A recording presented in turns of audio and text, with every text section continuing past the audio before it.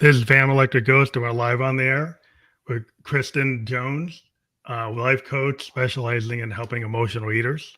And want to thank you for being on the podcast tonight. How are you doing? Thank you. I'm doing great. So happy to be here, and I appreciate you having me. Want to let people know we are a featured podcast on Newsly. You might see that icon up there. If you use the coupon code GHOST, you can check it out for free for 30 days. It will be on Newsly as an audio only version of this episode later tonight. And we do have your breakthrough emotional emotional eating, and that's your Instagram, right? Yep. So that will people will be able to check that out on Instagram and use that username to get there. And again, thank you for being on the show. One of the first things we always ask anybody who's on the show as a guest is what motivates you and why do you do what you do?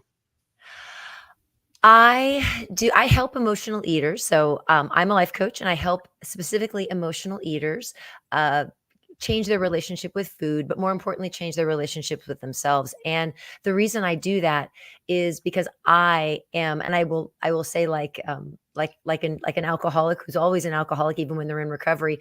I am an emotional eater, and I've always been an emotional eater all of my life. And I would consider myself in recovery now, but I have discovered what works for me in managing my relationship with food and managing my relationship with myself.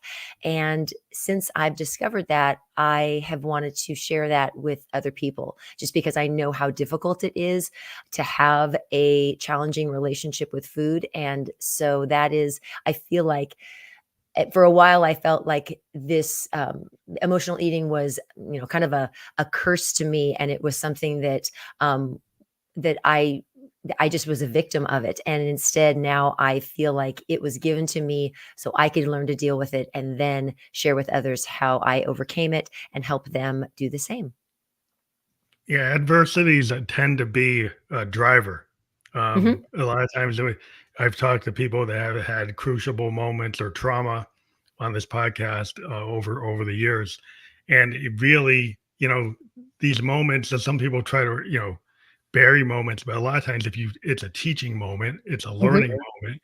And then when you realize that you can actually teach other people and people can learn from you, then it's like, you can help the whole world with the benefit of what your experience is. Absolutely, absolutely, and I definitely feel like this was a bigger picture. I was just one person, but it was this issue was given to me, and I know that it was given to me, so I then could take what I learned and share it with other people, and hopefully change other people's lives as well. So if you go and to go maybe back to the beginning of like telling your whole story, I don't know if you want to give like the elevator pitch version or like, it depends on how far you want deep you want to go. It's up to you. But Absolutely.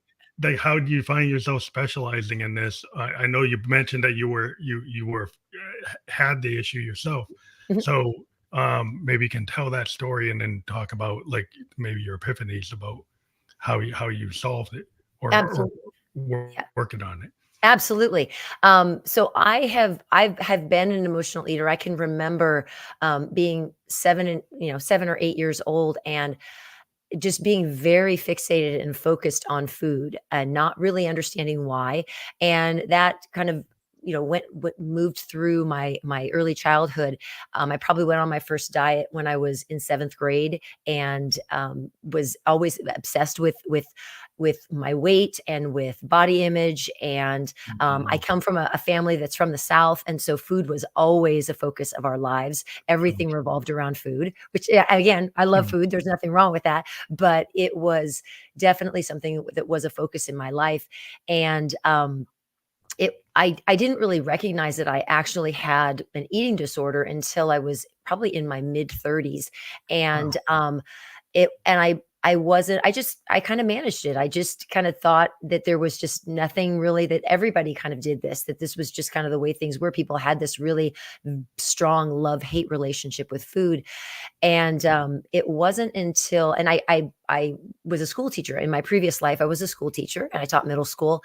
And I left in 2017 to start my own fitness and nutrition business online. And what I realized was that I couldn't. really couldn't diet, or I couldn't do what I was asking my clients to do wasn't working for them, and it didn't work for me either, in a sense of being able to kind of control my weight. And I realized there was some sort of I knew I had an issue. I knew that it was time to deal with it. And so here I was trying to coach other people, and I didn't have the answers to my own issues. And so I started to see a life coach in regards to some money issues. And I've come to realize that there are very strong parallels between food issues and money issues, that people have the same types of thoughts about scarcity, and that you're not going to have enough. And so you have a tendency to, either overeat, or you have a scarcity mentality when it comes to money, and those two things kind of run hand in hand. And so I worked with this life coach, and she was doing all of these things, looking back into my childhood and how I was raised, and the ideas I was given about money. And as we were working on this, I started to realize that it was so similar to what my issues were with food. And so we never worked on the food part of it, but I realized that what she had done with me had really helped me in the way of working through my issues with money. That I took what she taught me, and I kind of started to experiment on myself. And then I started listening to other people and doing other things. But the epiphany for me, and how I help my clients not only manage their emotional eating, but also how to lose weight, because most emotional eaters usually have they usually have a desire to lose some weight. And so one of the epiphanies for me was, one day I was watching my father, and my father had not changed his weight from the entire time I was alive, more than 5 pounds, and always ate what he wanted. And I kept thinking, how does he do that? And it's because he eats when he's hungry, and he stops when he's full, or stops when he's satisfied. And to an emotional eater, that's just like, you can't even imagine that, because once you start eating, you just keep eating, because you're not eating because you're hungry, you're eating for other reasons. And so when I watched him, I was like, oh, okay, there's something to that. But I wasn't at the place where I was ready to deal with the mental part of it, which my dad really never had any issues with that. But my issue was very strongly mentally related. And so I started just kind of experimenting with that idea of not restricting myself. It's very, very scary for when you're an emotional eater. And eventually I ended up, because I was having such issues with my own clients, I decided to kind of explore and look into the life coaching aspect of, how do we change our thoughts? How do our thoughts, create our beliefs and our feelings? And then how does that change our actions? So I ended up going to life coaching school right at the beginning of COVID. I started in March of 2020, and I finished in September, and had a completely different outlook on how we go about doing things in our lives. And that was kind of the start of the change for me, was taking a look not only at really looking at my own issues, but realizing that weight loss and emotional eating has nothing to do with food. And it has everything to do with your thoughts, your feelings, and your beliefs about yourself. And so I had to start doing all the work myself. And then in turn, started really helping my clients, and then really saw some pretty dramatic changes with my clients. And I wrote a book. I have a book on Amazon. It's called When Food Is Your Drug. And it is pretty much, it kind of lays out how food can be used as in the same be way. addictive. Like, yeah, I mean, you can fall into any addiction, like, gambling or any of the normal, you know, I think that a lot of times it's the relationship you have with food. Right. Because Right. if you use food as like what I guess the kind of happy medium is, like your father. Like, he Yeah. ate when he was, till he was Mhm. full, Mhm. ate at certain times. He didn't have it as like a crutch, like some Exactly. people have it, Mhm. gambling or other addictive things, and food can fall into the same zone. Like, if you Absolutely. Yeah. have Yeah. addictive personality, may be Mhm. the trait, and then your choice was food was the comfort.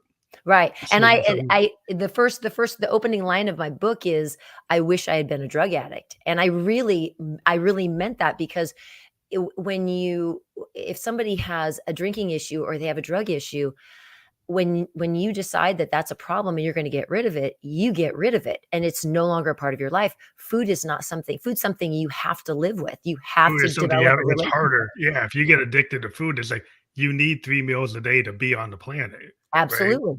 And Yeah. then, like, if you're having a trouble trying to moderate that, Mhm. well, it's not something you can't stay away from it Right. because you have to learn how to manage it, which must be a lot harder Right. because the alcoholics are not told how to manage the beer. It's like you shouldn't have it.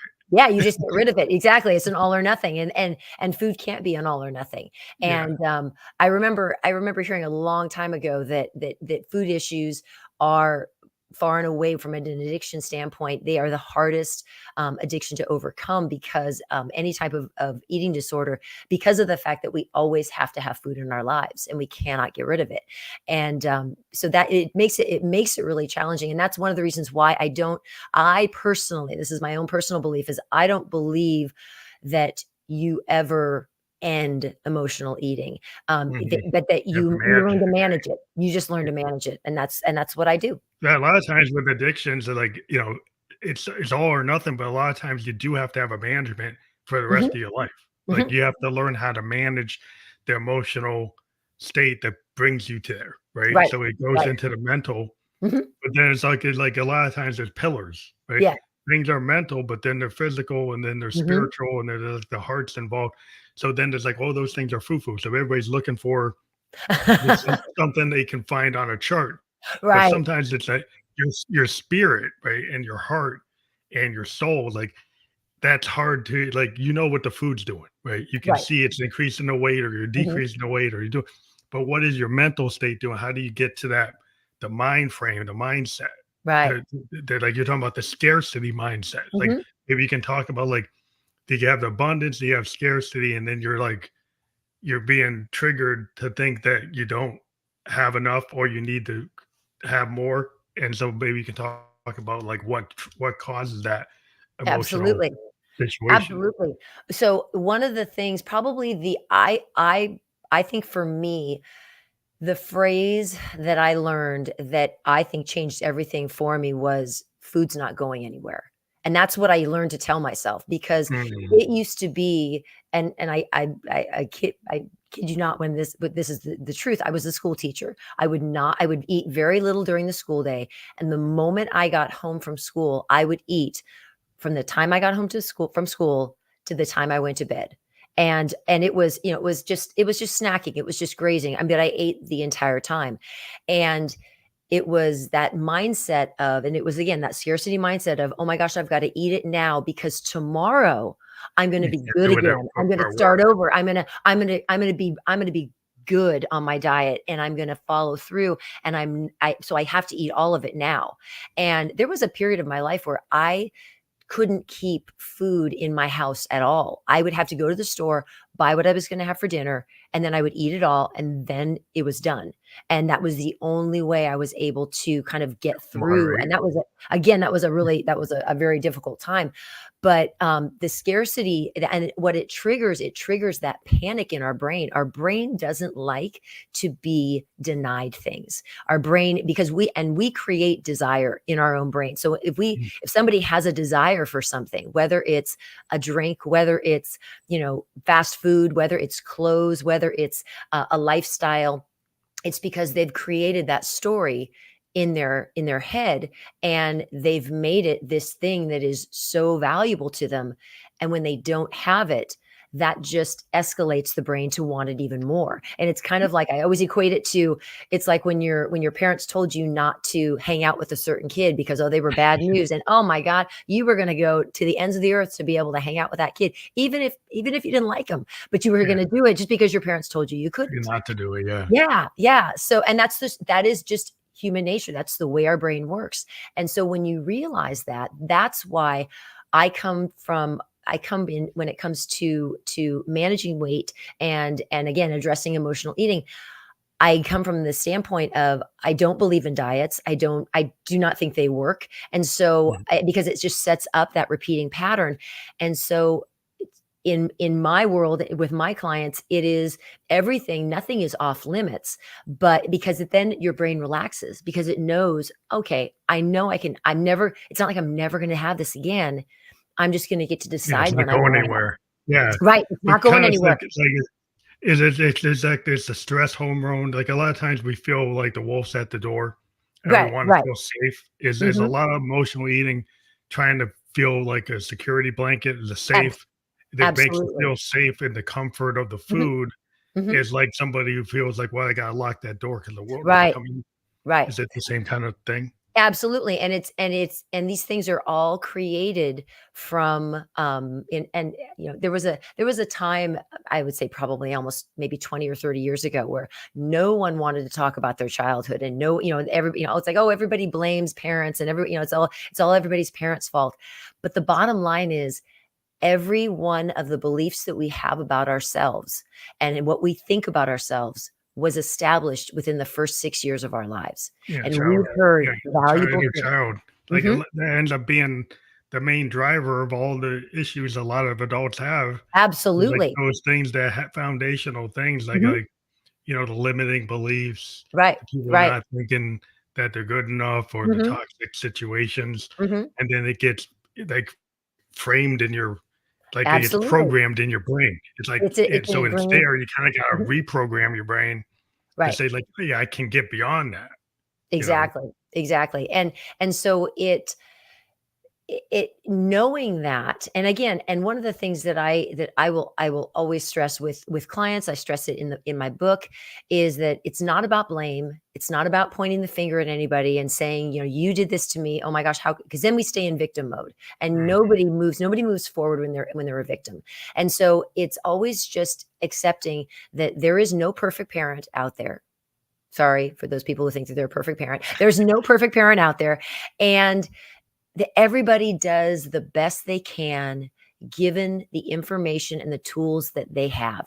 And I honestly, I always want to believe that nobody wakes up in the morning and says, gosh, I really want to screw my kid up. Let me tell them these things. Let me say these things to them. I don't believe that there are people who do that. And so these things happen. And so then as an adult, we get to make the decision. Do I want to continue thinking like a 6-year-old, or do I want to decide I'm an adult and I get to start changing my thought patterns? I get to change my beliefs. And people can reinvent themselves at any point in time in their lives. Is it easy? Absolutely not. It's No, pretty it's a lot of simple. hard work. It's a lot of hard work, That and most people don't, and I'll be honest, most people don't, they're not that fired up about doing that kind of work because it could be really painful, really painful. Well, a lot of times, like, you could be in a codependent relationship, but it's more comfortable to be in that discomfort than Mhm. to try something new because you're more scared of something new. And so Absolutely, you see absolutely. that a lot in the Mhm, codependency mhm. because people will stay in something that you look at it from the outside and say, how could you stay in that? Right. But in their mind state, like it's more comfortable to stay in that. 'Cause It's it's actually familiar. harder to try something new because that's Mhm, scary. mhm. That's the wolf at the door. It's like, I Right, don't know if I can do that. right. I don't know if I'll be safe. Mhm. Somehow I'm safe here, but maybe not as safe as I could be, but I could be more Right. less safe if I try the other thing. Yeah, absolutely, and I think that's and a codependency is, codependency and people pleasing are oftentimes, those are very strong. I won't say every emotional leader is a people pleaser or codependent, but there are pretty strong, Parallels, strong yeah. some parallels between those. And that in my experience, and I know that's true for me, and in my experience with clients that I've worked with, there's always a little bit of that running through them as well. Yeah, it's interesting because a lot of times people, I don't know if this is an issue, but I find it with a lot of people I deal with, creatives, and there's Mhm. this tendency to want to do things and make it perfect. Oh, yeah. And Oh, I'm perfection. kind of Mhm. a person that I've kind of accepted like imperfection is part of art. Mhm. Mhm. Imperfection is part, like, so if I do something and it's not exactly perfect, it's actually kind of like a painting. Like it is that moment in time when you do that layer, and you could always do it different, but that Mhm. painting represents that moment. Right. But when you start to, but a lot of tools we have today, I can go and make a piece of music totally like the beat is totally in time. There's Mhm. no harmonic errors. There are no timing errors. I could actually go on the computer and correct it. Mhm. Problem is, it sounds very antiseptic. It doesn't sound real. It sounds Right. kind of fake. Yeah. And then you're like, so then you present yourself like people on social media. They can Photoshop their face. That's not Mhm. really who they are. Right. They can AI their dialogue. That's not really what they wrote. Mhm. So in terms of like presenting yourself to be this perfect thing, and then you're not even authentic. Right. Right. So it kind of go back to like, can you be vulnerable? Right, right. Well, and perfectionism is also a very strong. Again, that's another strong character trait of emotional eaters because again, there's that idea of I'll eat it all now because I'm going to be perfect tomorrow, and so and everything is that well when I get I'll be perfect then, but right now I need to eat as much as I can just to kind of get So there's some myself. level of procrastination with a Mhm, kind of like a perfection mindset. mhm, So like yeah, you can say, well, I have tomorrow to do it, get it perfect. right. Now I have to do this because it's scarcity now. Mhm. So Yeah, it's still in the same like, oh, you got to kind of unlearn those things or right, learn how to manage those right, impulses right. and realize like, anybody's addicted, like the impulse to Mhm. gamble, Yeah, even though right.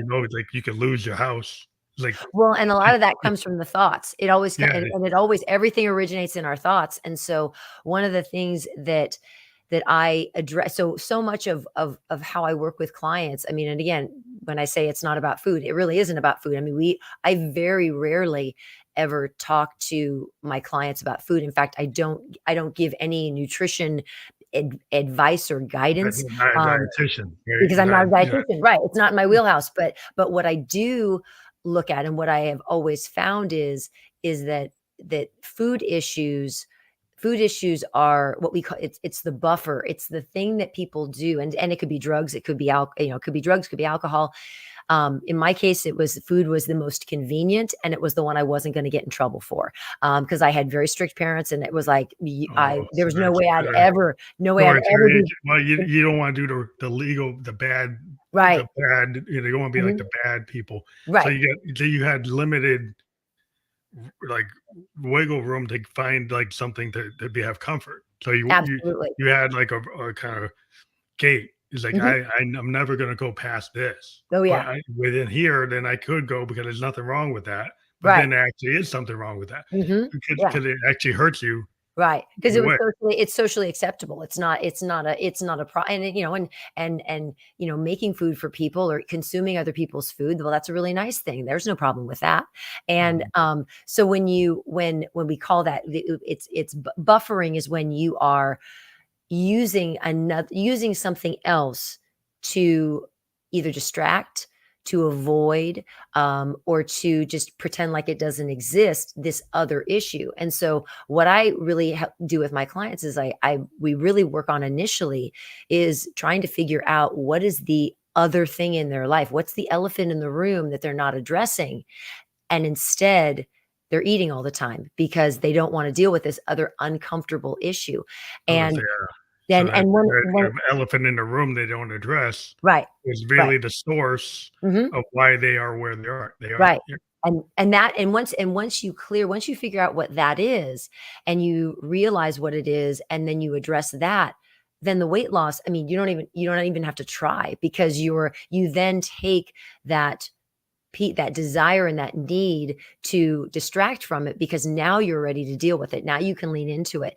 The other thing that is really something that I think most people, I think this is just in our society in general, is most people, actually, I'd say all people naturally don't want to feel discomfort.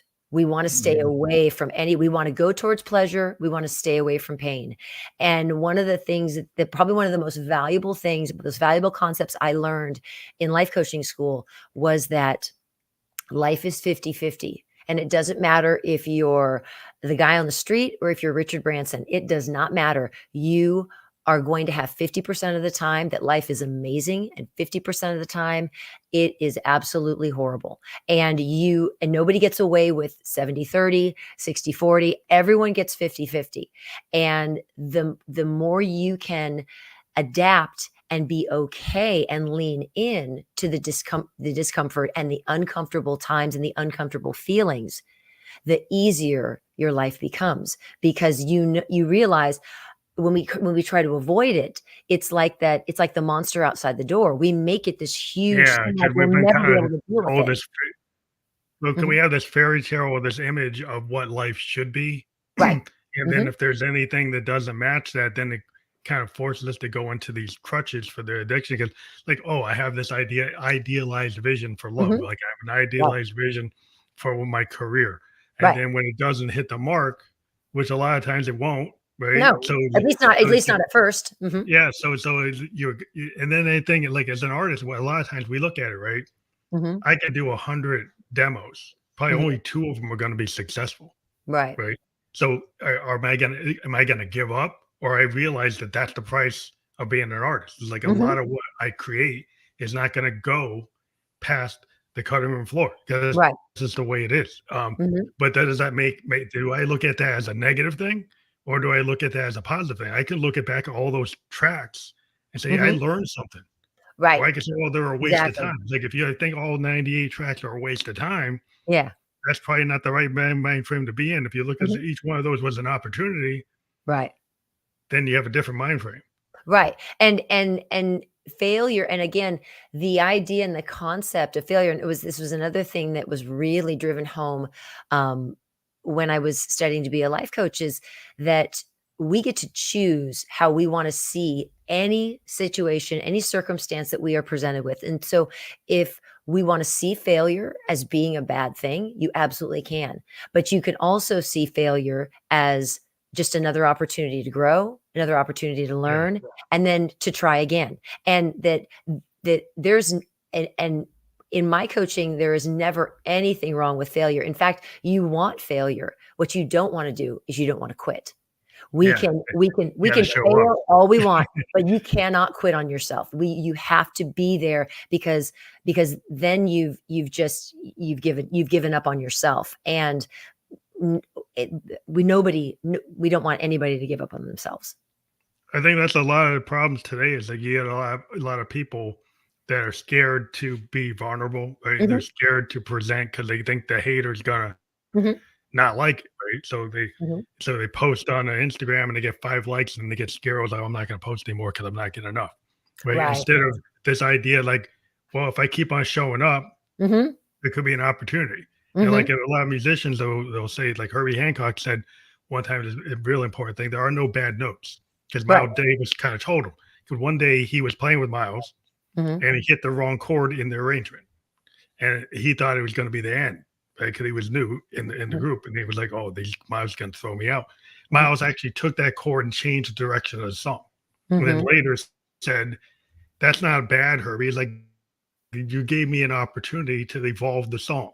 Right. So then you start to realize, like, there's no real bad note. There's an opportunity. If you Mhm, perceive it to be a bad note, the whole band can stop mhm. and say, "Oh, you hit the wrong note," or they could Right. actually take it and evolve the song. Right. If you have that Right. mindset that I can take that note as an opportunity to evolve the song, then it's not what everybody could perceive it to be the wrong note for that composition. It doesn't have to be. Right. Well, and again, it all comes down to, we don't have every circumstance in our life like that note. Every circumstance is neutral. It doesn't mean anything until we attach meaning to it. So, to anybody else, I mean, obviously to Miles, it was like, well, that's an opportunity. Like, it wasn't any big deal. To Herbie, it was, oh my gosh, I blew it.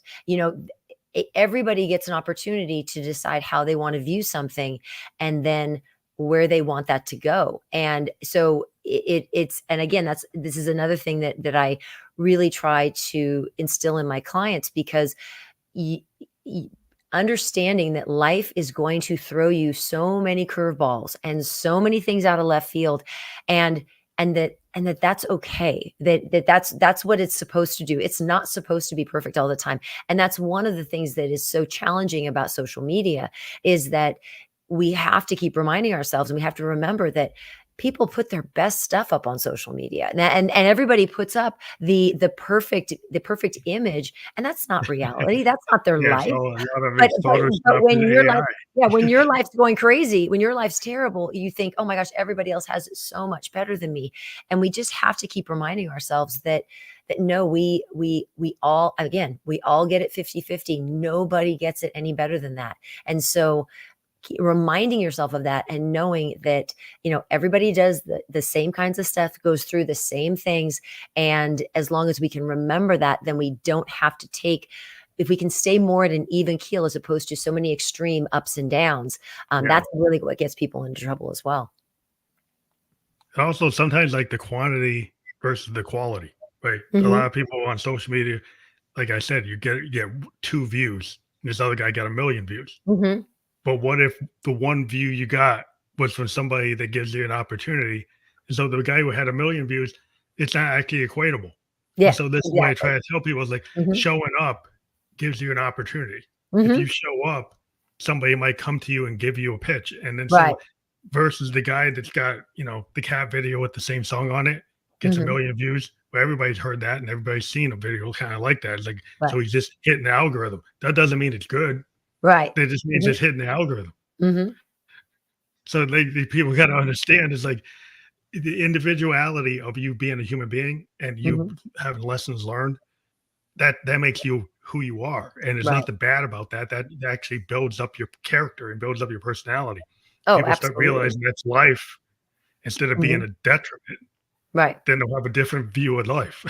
Yeah, yeah, and again, and everybody, and the cool part is one of the things that people really don't oftentimes want to hear is that where their life is in their current situation, whether they like it or whether they don't like it. And most people, when they come to a life coach, they want to kind of up level their life. So there's something that they're not happy with. When I have to break the news to them that you are where you are because of you, like because of your thoughts, because of your feelings, because of your actions, like you're the cause. And some people get so upset and so offended by that. But Oh, I will yeah. tell them, like, the exciting part is it can change right now. And it only has to start changing by you changing how you think. Like in this exact moment, like the cards are totally, you're not waiting for anybody else to change. You're not waiting to read a book. You're not waiting to take a course. You can just start thinking differently in this exact moment. And so I think that, yeah. that becomes empowering. I think a lot of times because people are looking for the outside thing that caused it Mhm. all. Oh, When it really, absolutely. a lot of times, like you take, it's kind of like, responsibility, Mhm. but it's like just a self-assessment. And like there's a lot of the poets, like I'm into poetry, like in the Mhm. Victorian age, people have the idea of the looking glass self. And the Mhm. concept of the looking glass self is like it's not the outside world that's doing it. Look in that mirror, Right. and where you are is because of who you see in that mirror. Right. It's not the other person, it's not this, it's not that. It's that Right. looking glass self, and you start to do that Mhm. assessment, Mhm. then you can actually you're ready to realize that I gotta start challenging that person in the mirror. I gotta Right. start Right. saying, Well, why do they believe? Why do I believe this? Why am I yeah. doing that? It's not because it could be that something happened in your childhood, Mhm. but you are where you are now. So Right. you like And you're you're a not in your responsible. childhood anymore. Yeah, the change what that is because your dad's not Right. controlling you right now. You're Right. not there. Right. Well, and it's the same concept of the idea of when you point a finger at somebody, there's three fingers pointing back at you. And so you always have to, you have to keep in mind that the only thing that we can control is ourselves and our reactions to what goes on. Anything that happens outside of us, we have no control over. We have no right to control it. And we have to allow, the same way we don't want to be controlled, we don't get to control other people's behaviors, other people's choices, but we absolutely get to control how we respond to what someone else does, and how we then respond to it in turn. And I think the changing of thoughts and the creation of better self-talk is absolutely, I mean, I think it's paramount to just overall happiness in life, is Yeah, how we very talk to empowering. how we talk to ourselves is, I mean, our relationship with ourselves is the most important relationship, and most people, like, that concept is just so mind-boggling that it's like they can't even like, they're like, "What do you mean my relationship with myself? What does that mean?" And it's like, well, it's really hard for some people to really grasp the fact that those thoughts that go on in your head and the inner dialogue that you have, when it is in any way negative, which most of, well, no, everybody has it, but when Yeah, people yeah, have constant negative dialogue with themselves, we get it from the outside. We don't need to be helping ourselves by by doing it yeah. to It's like ourselves as well. there's a lot of the idea, like my practice. I'm a Buddhist, but there's a Mhm. concept of the law of attraction. So Oh, if yeah.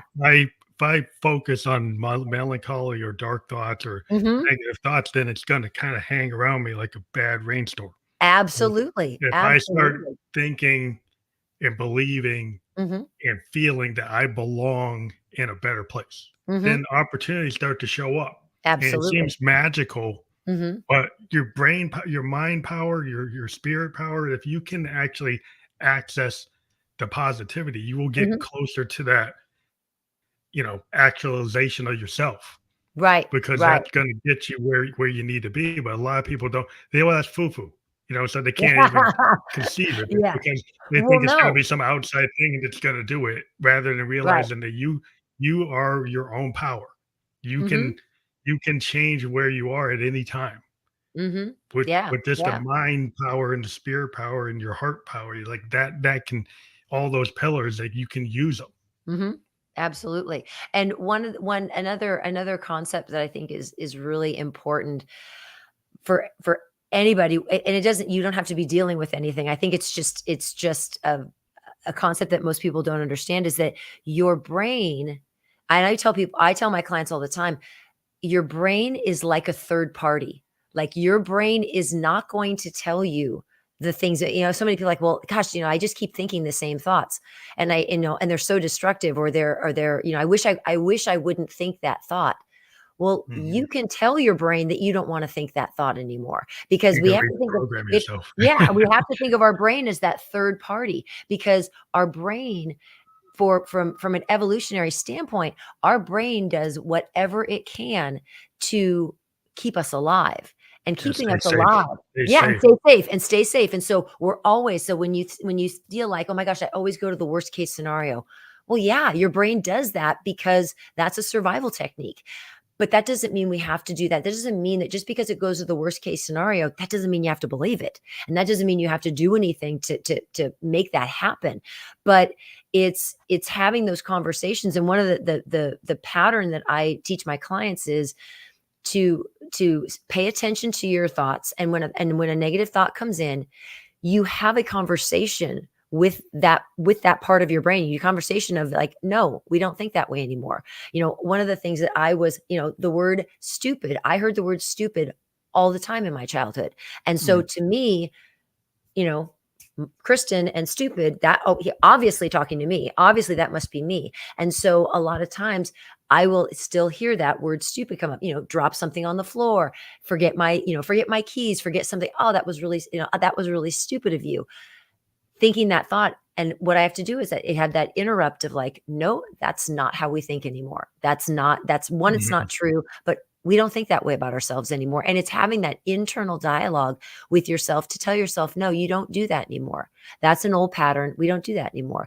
And here's what I do think about myself. And then you come back with a positive, and you come back with something a that's going to reestablish your value, reestablish and remind yourself of who you are, and remind yourself of who you want to be.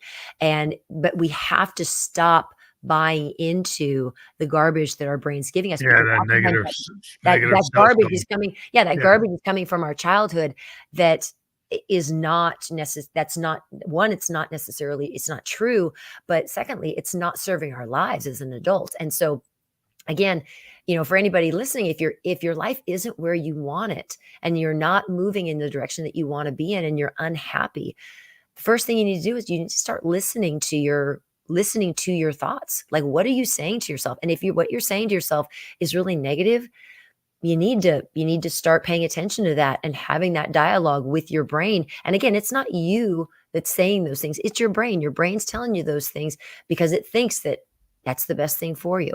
And the other thing is our brain will only repeat thoughts that we are giving it. So if we have a negative thought, if you go 5 minutes without a negative thought, your brain thinks, well, and it doesn't decipher between positive and negative. It just knows what thoughts, what thoughts do I think all the time? So if it's a negative thought and you keep thinking it, your brain will keep feeding you that thought because it's like, oh, they Mhm. must like that thought because they keep thinking it. We want to keep them Give an happy. access on it. Yeah. Let's Keep keep on giving looping them it. that thought. And so people Yeah. will say, gosh, I wish I could stop thinking that. It's like you can, but when the thought comes in, you've got to push it away. You've got to say, nope, that's not what we do. I'm not thinking about that anymore. And it has to be a really, really active, like, really and really clear and declarative and consistent of, no, that's not a thought. I'm not going to believe it and I'm not going to hear it anymore. And that can really significantly change the pattern of the negative thoughts coming in. Do you ever have clients that have a hard time getting their arms around actually doing that because they Oh, don't realize that they actually have the power to do that? I have had clients that in the beginning couldn't even hear their thoughts. Like didn't like when I would say like, so what are you thinking? And they'd be like, I don't really know. Like I don't know. Like I really don't know what you're talking about. Like my thoughts. Like what do you mean by that? And they're also I had clients that couldn't recognize what their feelings were. They couldn't. They maybe had two feelings. And it was happy or sad or Mhm. mad. Like that was it. There were three feelings and there was nothing in between. And they even had a hard time deciphering what they were feeling in certain moments. And when I'd say, well, what are you thinking? And they'd be like, I don't know what I'm thinking. And so if we can't, and that's also because people sometimes don't realize that they actually have thoughts and that the thoughts that they think are actual things that they can control as well. Yeah, they don't think they can control them. But once they Mhm. learn it, it is mind blowing and it changes their lives. So when you have people like that, does it help for them to kind of put that into a notebook or a diary or a Mhm, voice memo and actually start to assess their thoughts because they weren't never really a lot of times maybe they were taught in a certain type of mhm. family that didn't really think that that's real Right, and exactly. think that you Mhm, should have other things mhm, or what you should be thinking. So mhm. they never even tried to analyze that because they're like that's foo foo or that's Right, whatever. That's not real. right. So once they start to entertain, they're like, well, that wasn't working for me to Mhm. be in that paradigm. So now I'm gonna have to open my mind a little bit, get a little more expansive, and see how far I can actually Right. dive into myself. Yeah. And usually, and to be totally honest, usually, um, people who end up working with me, usually they have to be open-minded to begin with because they have to be, and I can usually tell that when I'm just having an initial consultation with somebody as to whether or not, because and I will be honest with somebody. I've gotten to a point in my career that I am, when I have a consultation with somebody, I they are not interviewing me, I am interviewing them. I'm So you finding do out if that we're a fit, assessment. Assessment. if we're a fit to work together. And if I feel like there is so much resistance and or they're just like, "Oh, I just want to lose weight. I just want my weight to go down." I'm like, "Okay, well, if you're not really interested in changing anything else and changing, looking at your thoughts, looking at your life, looking at your beliefs, changing who you are at your core, I'm not changing who you are, but reevaluating and really getting back Yeah. to who you really are, then I'm not the right person." And then Yeah. I will tell them, I'm like, I have great friends that are, fitness trainers and trainers who will help you lose weight. But I can promise you that in 6 months, you're going to gain that weight right back Yeah, because because you're on that you're not diet dealing with the fitness issue. kinda train. Well, Hmm. if you're into these, like, step programs and the stuff you see that, people kinda selling it Hmm. like they're like pitches, Hmm. it's like all it's like to me, it's like what you start to realize, like, it's hard to tailor make it that make that pitch to everybody, right? What Hmm. you get into is the individual self, and Absolutely. that's all different. Hmm. So Yeah, any everybody kind is of different. Hmm. standard type of process is like, Right. yeah, there's certain concepts, Mhm. but you're looking at the individual as the individual, right? So Right. you have to kind of uncover the person in there. The Ab Absolutely, yeah, and that's why one of the reasons why I when I started my business, and I really moved, more deliberately into dealing just with emotional eaters. um, I was doing one-on-one coaching, and then I moved away from that for a few years, and I did, more of a, one-to-many, and I had a membership, and I closed that about 3 or 4 months ago because I wasn't seeing the results for my clients that I wanted them to have, and I Mhm. was feeling it was feeling to me, um, and I loved my members in my membership, and I still have, connections with many of them, but it for me, I really needed to get back to that one-on-one to really help somebody. If I really wanted to enact really lasting change, it's not a quick fix. It's not, I even tell people like 3 months, Yeah, that's just it's way too short. It didn't take us 3 months to get here. It took you almost yeah, probably a half to 3/4 of your life. We're not gonna get rid of this in a year. I mean, this is gonna be one of the things long that term. I had a coach that told me that it was it 2 is it it's 6 months to a habit change, um, 3 a year and a half to, um, uh, belief change, and then lifestyle changes usually between 2 and 3 years of consistently doing and consistently working on an issue and working on whatever it is that you're doing. There has to be that really Rigor. ingrained. You have to, Yeah. and it takes time. It's time, Yeah, that's patience, what a lot and of consistency. people don't want to hear because they want to Oh, hear that it's like the 6-step, 5-step, 10-step and there's fruit a after they've button you done can it. push. You just push the button, it's like the magic pill, Yeah, and yeah, they're all because that's where we're at a very kind of I want it now, right, and right. and a lot of times it's like it's all the work. It's like Mhm. anybody you see where they are, if you get the quick fix story, it seems Yeah. like they just did it overnight. Oh, There's absolutely. no overnight Well, sensation. It's a lot of work. that's super clear in music. I mean, musicians, I mean, somebody like Lizzo, people are like, "Oh my gosh, where did Lizzo come from? She came out of nowhere." And it was like you hear her It's a lot of story work. and you're thinking, "No, she was working in clubs and doing all of her, I mean, for 10 years before Yeah, anybody knew who it's she like was." Lady Gaga the same way. Like Yeah, she wasn't Lady Gaga. She was playing her keyboards and looking like not like in the way like the way she looks now. She right. remade herself. She had a whole process. It didn't Mhm. happen overnight. And like Right. every all the stories of the great, even the CEOs, it's like they didn't happen overnight. They made Mhm. mistakes. Mhm. And everybody acts like, oh, they didn't make any mistakes. Like you can't get there without breaking some eggs. I mean, that's what Right. happens. Exactly, exactly. So I mean, any process change, anytime we want to change something, whether it is again, whether it's a habit, whether it's, from an addiction, it's something that we're looking at. One of the things that James Clear writes about in his book Atomic Habits is he really focuses on, instead of working on the habits first, you want to actually work on your identity and who is the person that you want to become, and then the habits support that identity change. But we have to start with, okay, who's the person that I want to become, and what would they do in this moment of now I've kind of like the rubber meeting the road, whether it's like I want to work out, I don't want to work out, or I want to go get something from the fridge, or I don't want to eat. What would the person that you want to become, what would they do in this moment? And that's where you really start to get the identity change, is when you start to take on, you actually, and again, that can be taken on whether it's just through thought, whether it's through daily affirmations, mantras, any of those things that you can do at a conscious level, where you're really starting to make those connections with the person that you want to become.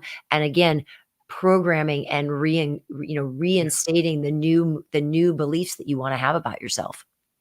Yeah, it's really that, our brain is the ultimate computer, and I'm Hmm. a software designer. Like, you put something on a loop, and like we get bad loops that cause problems, and the loop just goes Right. on for that, wrecks the Hmm. program won't function. So a Right. lot of times I think like, well, our brain's doing that.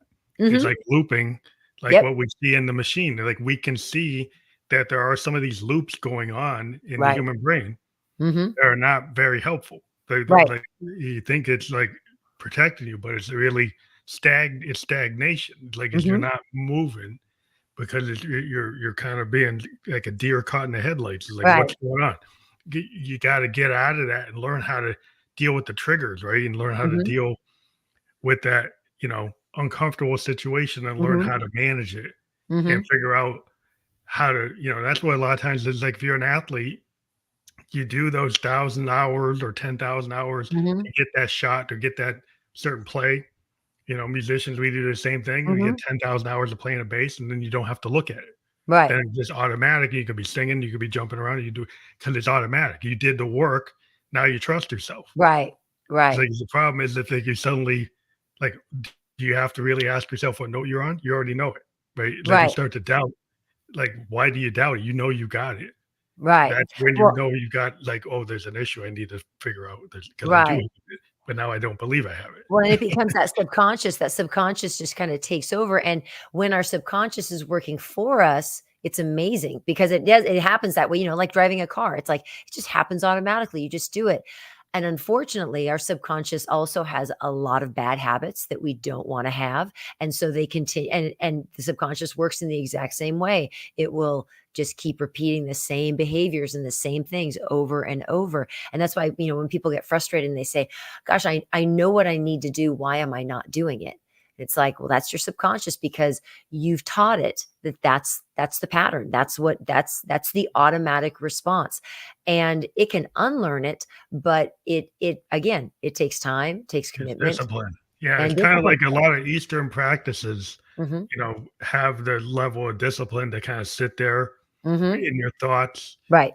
breathing like Tai Mhm. Chi and Mhm. chanting and in just meditation. And sometimes the Western mindset is like, well, I don't know. I can't meditate. I can't do the breathing exercise. I can't do Tai Chi. I want something quicker. Right. And it's Right. really at the end of the day, like you're gonna have to find a way.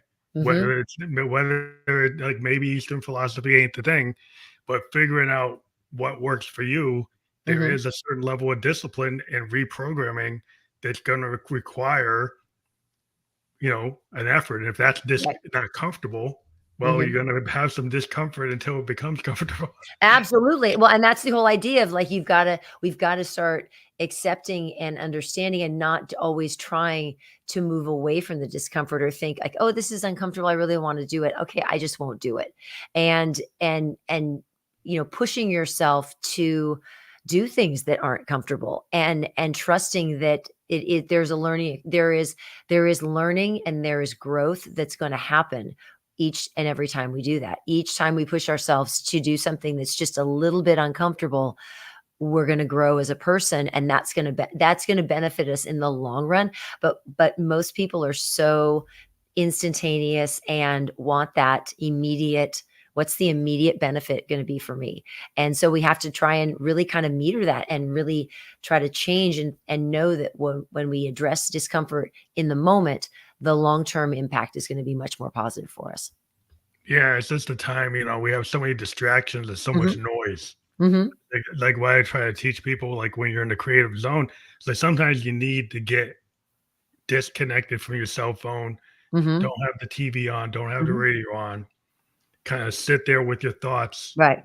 and then don't overthink it. Just kind of find a place to get at peace. You go for a Mhm. walk in the woods. You Mhm. know, go do something to kind of get your mind disconnect, and then Right. come back, and then you can have some clarity.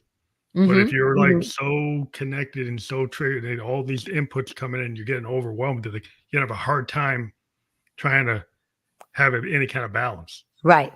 Right. Yeah. No, that's very true. Very true. But I want to thank you again for a lot of the things we've been talking about because it's really amazing your your process. Mhm. Which is like maybe we'd like to ask you a couple like were there like three top like lessons learned since you've been doing this that you could kind of relate to the audience like over time in Sure. terms of what you're doing? Absolutely. I would say the three things that have been most pivotal for me, and I think that are most pivotal for my clients are again, the consistency, being consistent and knowing that you have to take care of yourself first. There's a lot of what I do has a lot to do with self-care and taking care of yourself and putting yourself first, because most and I work almost exclusively with women, but most to a person, almost every, and I have worked with men as well, but my business is primarily focused on women. But to a person that I've worked with, everyone always puts other people first. So Mm. really People please. prioritizing your needs and prioritizing what's going to be the best thing for you, and taking care of yourself and doing something good for yourself every single day. And whether that is doing a little journaling, making a gratitude list, going for a little walk in the morning by yourself, whatever that is, but having a little bit of self-care each day, super important. So that's the first thing. Second one, I would say, is realizing that everyone is on their own path. Everyone is doing what they're doing. Everyone's trying to do the best they can just to get through the day. And most of us, myself included, need to stop taking things so personally and stop making it be about you. Because I'm going to tell y'all, it's 90% of the time, it's not about you. And even if it is about you and somebody's upset with you, okay, if they don't like you, that's okay. You're not going to die. You're going to be fine. If somebody's upset, that's okay. If you've wronged them, yes, we need to right our wrongs, but people are not always going to like us, and that's going to be okay too. And then the last thing is to allow yourself to feel emotion. Allow yourself, when you're upset, acknowledge that you're upset, acknowledge how you feel, acknowledge what happened, and be able to sit with those feelings. If people just sat with their emotions and allowed their emotions to be present and didn't yell or scream or create all these other scenarios that are going along with it, usually a uncomfortable, unhappy feeling will usually pass between 90 seconds and 2 minutes. Our bodies will not hold on to them. But what we do is we keep creating looping. That's that looping. We start getting the looping thoughts about what someone's done and how we've been wronged. And that just perpetuates. And it can turn into 5 days of just being angry and upset, when if you just sat with your emotions and acknowledged them and allowed them to be present instead of trying to do everything to avoid them, your life would be much easier. And you notice how easily those feelings can go away. I think that's very important points. Those lessons learned are like, that's life. Like life, like how you manage it and how you learn to not get triggered, like you're saying, Right. and be able to be understanding. Like everybody is not all about you. It's like everybody's having their own issue that might intersect with you, but it really wasn't personal. It was like Right. they're on their own path. Yeah. And once you learn, to not get triggered by, the road rage, to get out and do something, that you don't have to have those road rage moments in life, but a lot of No. times people are taking that kind of road rage and they're putting it through their whole life. They're having all kinds of things trigger the same feeling, Right. and response. And you're like, you don't need to be on that path. Right. No, because the only person it hurts is you. The only person who suffers is when you do that. Is the only person that suffers is you, because the other person is moving on with their life. They're doing their thing. You're perpetuating it by creating those looping thoughts, and that doesn't benefit you. And again, in the case with my clients, it then becomes an issue, because then to get those thoughts to go away, we have to distract ourselves, and we distract ourselves with food, and that just becomes more and more of an issue. Well, I want to thank you again for being on the Family Life Coach Absolutely. podcast. And we do have your Instagram handle there at Breakthrough Emotional Eating. And you'll be able to check that out on Instagram if you want Absolutely. to connect with you there. And again, thank you for being a guest on the Family Life Coach podcast. We were just on Facebook, YouTube, and Twitch. We'll be on all the other platforms that you can listen to or watch a podcast by tomorrow. So thank you. All right. Thank you so much. Have a good night.